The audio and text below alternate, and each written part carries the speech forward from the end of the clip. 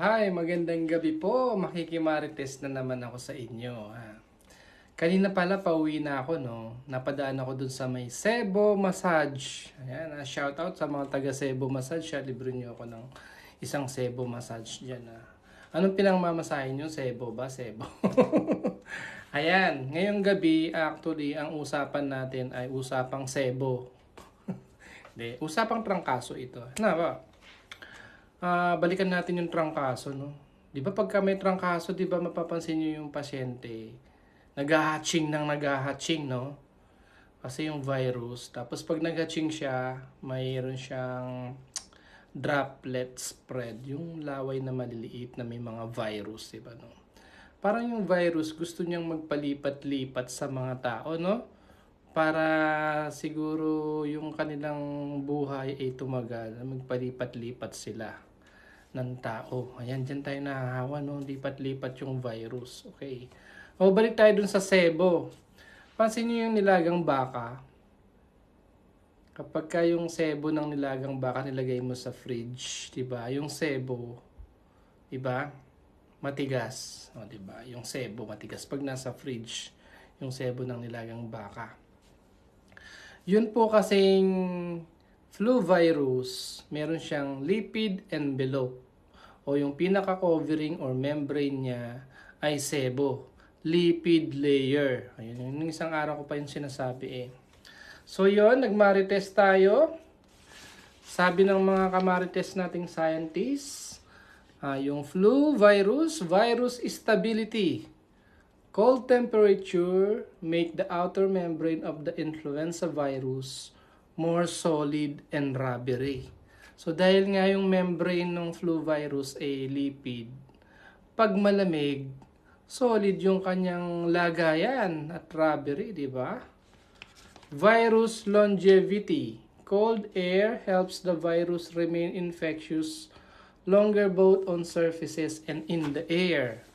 So, di ba kapag ka nag-hatching tapos nasa air yung droplet, dahil nga malamig, matibay yung virus kasi nga matigas and rubbery yung kanyang covering, di ba?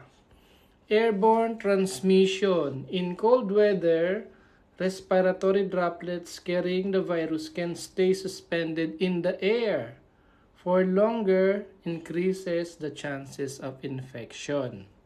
Ayan sabi ng mga kamarites natin. Yun nga, the virus has a protective lipid layer, yung taba, that becomes more stable in cold weather. Ulit-ulit. When temperature drops, pag lumamig, this coating hardens, allowing the virus to survive longer outside the body. So nga naman, pag malamig nga, yung mas stronger yung membrane ng virus. Ayan. So, punta na tayo sa init. Ang sabi, yung flu virus mamamatay pag 40 degrees centigrade ang temperature at pataas.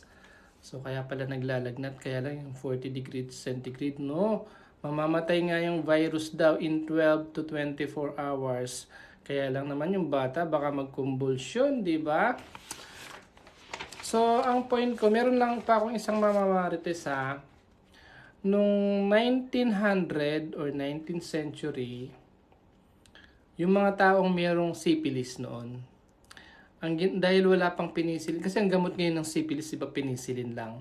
Kaya lang yung penicillin na discover yun noong 1940. Ay 1928, tapos ginamit 1940 against sa syphilis.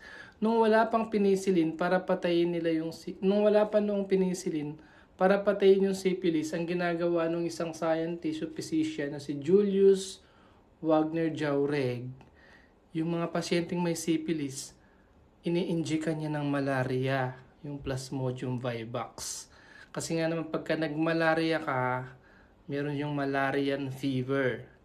Maglalagnat. Ibig sabihin, palalagnatin nila yung tao para pamamatay yung Treponema pallidum o yung bakterya na nagkukos ng syphilis. Ang tawag dun, malariotherapy or pyrotherapy. Tapos yung si Dr. Julius nanalo pa nga ng Nobel Prize noon. dun sa ginawa niyo yun, yung i-infect niyo ng malaria yung pasyente, pag nilagnat, mamamatay yung bakterya, magagaling yung pasyente. Ganito tayo ngayon, dito na tayo sa flu. Yun, yung paglalagnat ng mga batang may trangkaso o may flu. Kaya sila naglalagnat kasi pinapainitan ng katawan natin yung flu virus. Kaya ang tataas ng lagnat nila, di ba? 40. Kasi kapag pa 40 yung temperature, yung tinaas ng thermoregulating center mo, 40 degrees centigrade, mamamatay yung flu virus. Kasi nga, tutunawin yung sebo. Di ba? So, yung nilagang baka na matigas yung sebo, nilabas mo sa rep, nilagay mo sa microwave, pinainitan mo, tunaw yung sebo ng nilagang baka. Yun lang po.